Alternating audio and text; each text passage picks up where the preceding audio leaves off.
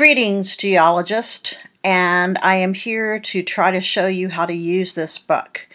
So, as you actually come through and see this book right here, Rocks and Minerals, you may wonder how to use it. This is going to be used in all of your identification labs except the fossil one.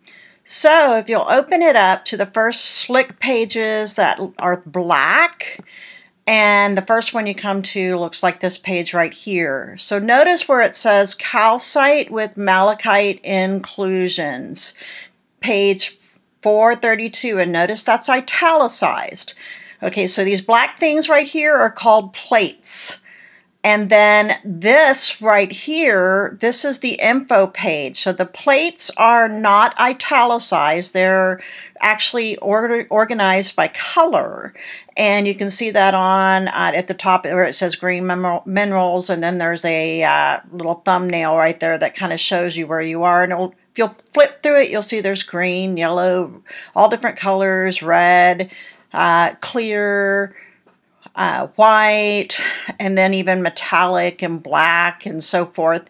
So remember, it's organized by color. So these plates, that's what it means by a plate. What's the plate number? So calcite with malachite would be plate 8, and the info is found on page 432. So let's look at 432. When you get to 432, you can see you're looking at calcite. These are all of the plate numbers. They're the bolded numbers. So we can find calcite on 827, 59, 225, and so forth, all the way to 433 plate. Now, remember the italicized number like this right here is the actual info number. So we can get information about the color and luster. Color has to do with the real color that light reflects, and same thing with luster. So the luster in this case is vitreous dull, and it streaks white. Streaking is a matter of how a mineral streaks on either a white or a black streak plate, porcelain plate. And most minerals have a streak color. Some have translucent.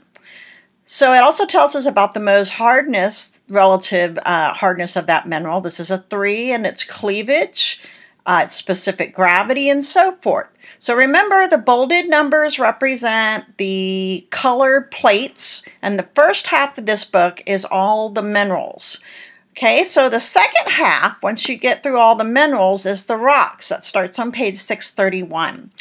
And in this order, it goes through igneous volcanic, igneous plutonic, sedimentary, and metamorphic rocks. So that's important because you can actually turn to one of the black pages again. And I turned to one of the black pages.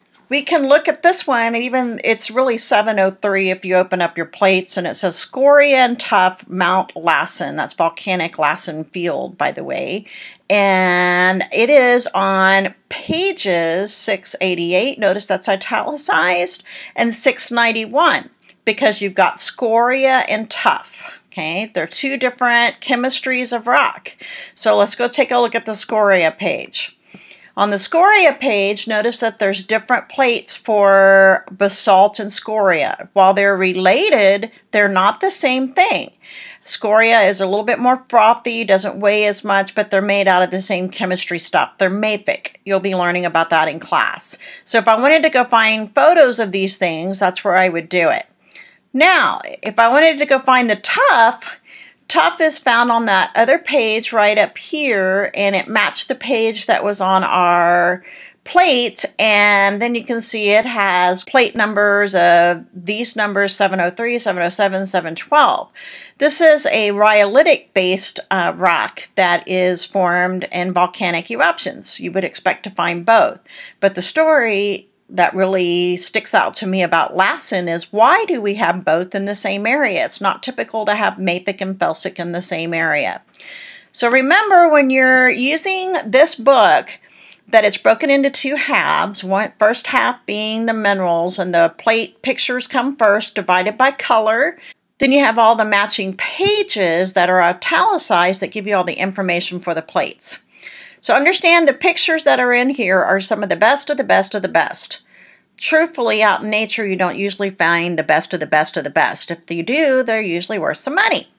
Now, we also remember the second half of the book has to do with the rocks, and the rocks are divided by category of igneous, sedimentary, and metamorphic. And so then you can find its a plate and its matching page number. Again, plate numbers are bolded and page numbers are italicized.